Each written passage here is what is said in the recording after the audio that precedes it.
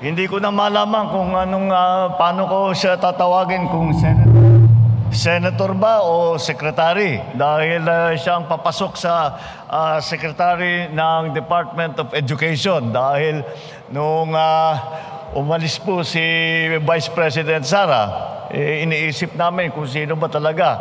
At kagaya ng kanyang nabanggit, ay napakaraming problema at kailangan ayusin sa Department of Education.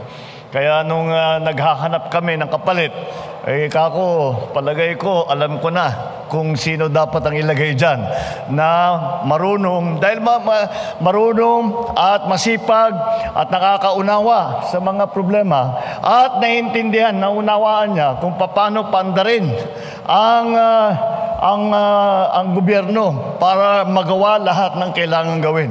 Ang ating parating Senator Sani Angara na parating na Secretary ng Department of Education.